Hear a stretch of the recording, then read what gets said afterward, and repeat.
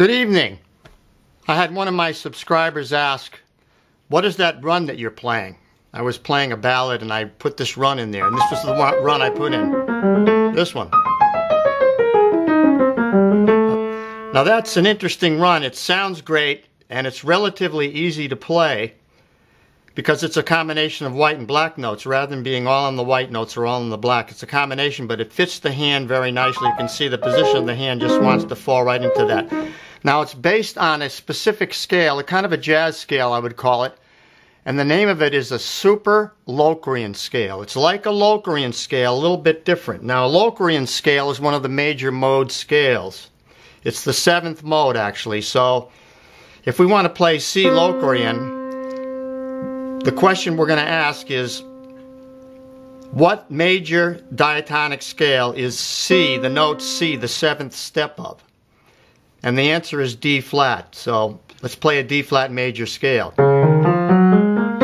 Say 1, 2, 3, 4, 5, 6, 7. There's the C. So now to play a C Locrian, we're going to play the D flat scales, major scales starting on C. So we're going to have this.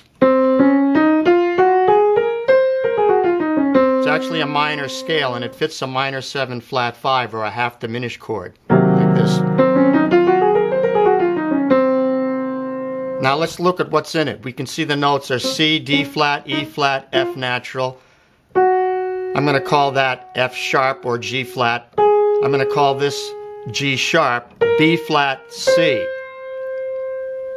Now, because the minor third is in there, it's actually a form of a half diminished. Okay, so now to get the super Locrian, we're altering one of the notes, and it's the F. We're going to lower the F, so we're going to have a flatted 4th, which actually becomes a major 3rd. So now we're going to have like a minor 3rd and a major 3rd, but we're not going to think of this as a minor 3rd. We're going to think of it as a sharp 9. So, like that's root 3rd, flat 7, 10, way up here. That note is a sharp 9 now here. Root 3rd. Major 3rd, flat 7, sharp 9. So what I'm doing now is I'm defining the scale according to the C major scale now. I'm not thinking of the D flat major scale, because if it's a D flat major scale, then these are all flats. But for a C scale now, I'm going to look at it differently. I'm going to look at this as a flat 9, and that is a sharp 9, major 3rd, flatted 5th, sharp 5 or augmented 5th, and then flat 7. And so now the chord becomes a dominant chord that is altered. In other words, it's a dominant 7th, a C7 with a flat 9 and an augmented 5th. So the super Locrian fits that particular chord beautifully. Now looking at it a little deeper, let's see what's going on here. We have half step, whole step, half step, which is like a diminished scale. Then we have all whole steps. So half of the scale is half whole, and the other half are all whole.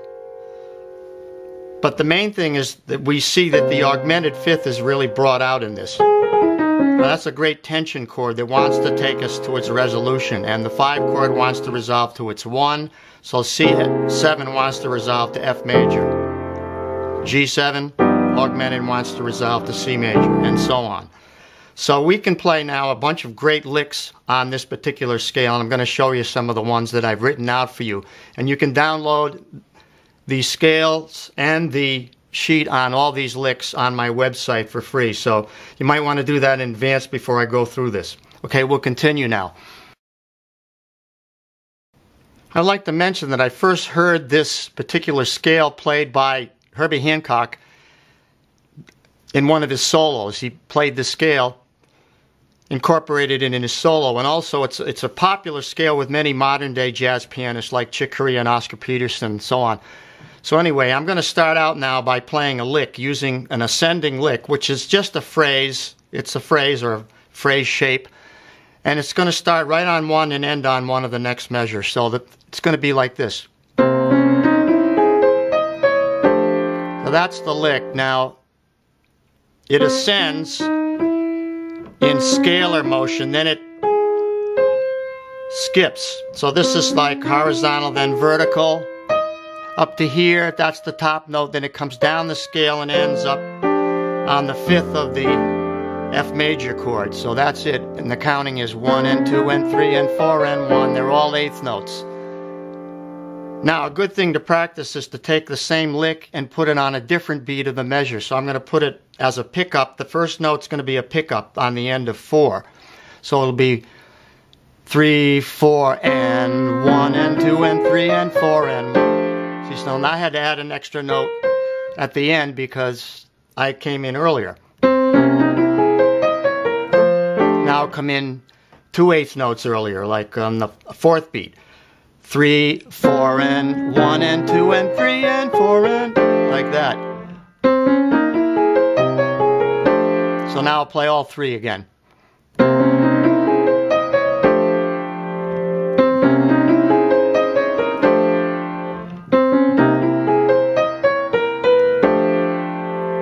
Now, additional to that, you can play after the first beat of the measure. So we can start on the end of 1. I mean, there's unlimited possibilities here, but it's the same lick. Here we go. Now we're going to start on the end of 1, like so. 1 and 2 and 3 and 4 and 1. Now we're subtracting a note. 1 and 2 and 3 and 4 and 1. Now we'll start on beat 2. 1, 2 and 3 and 4 and 1. So this is a really good exercise to try with any lick that you're playing. Try starting it on different beats and see if you can come out ending on the right target note on the right beat. Now I'm going to play a descending line on the Locrian, super Locrian scale. So the same thing, I'm just going to go down the scale pretty much. Then I'm going to skip here. Then the scale down to there. So I'm ending now on the 3rd of the F major chord. So here again, 1 and 2 and 3 and 4 and 1. Now variation of that, start on the up of 4. And 4 and 1 and 2 and 3 and like that. Now start on 4. 3, 4. So there you have the varieties of the descending. Again.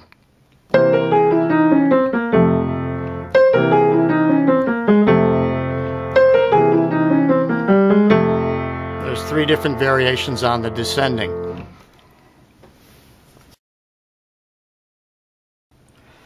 Now I'm going to play a combination of ascending and descending, which really is the best kind of lick, where you have the variety of movement in both directions. So this one's going to go like this, and I'm always going to start on 1 with these. So you can see that goes, and then it skips. I have to, like that, skips up, then down, and then back up again. Now I can change the rhythm. Variation, you can change the rhythm like this. So I put a triplet in there. Like that.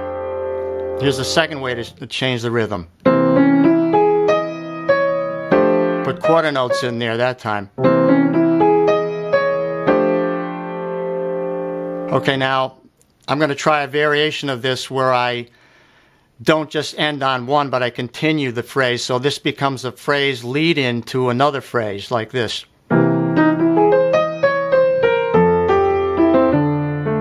Okay, so the second phrase on the F major was this, and this was a lead-in phrase. Okay.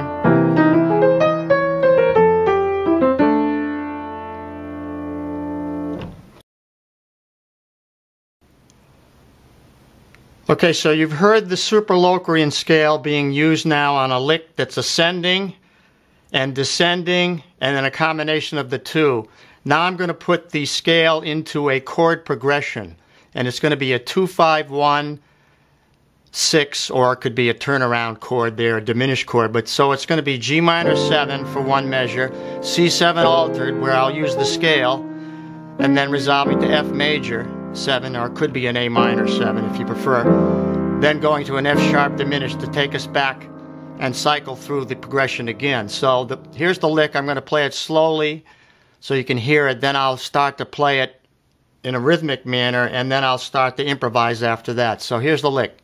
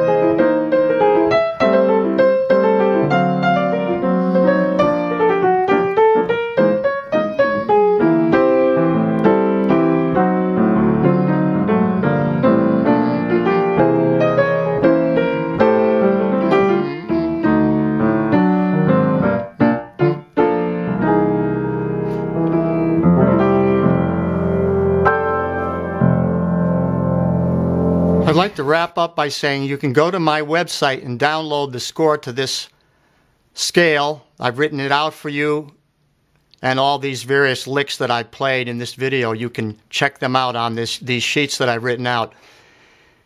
And also you might want to take a look at my book, because I have a lot on scales in there, including the Super Locrian. And I hope if this is not something new for you, I hope you enjoyed it. I hope that you will experiment with this, try to figure out your own licks, and enjoy using this scale. So thanks for listening. Send me a comment. I really appreciate that, or a thumbs up, and I will see you next time around. Take care. Bye-bye.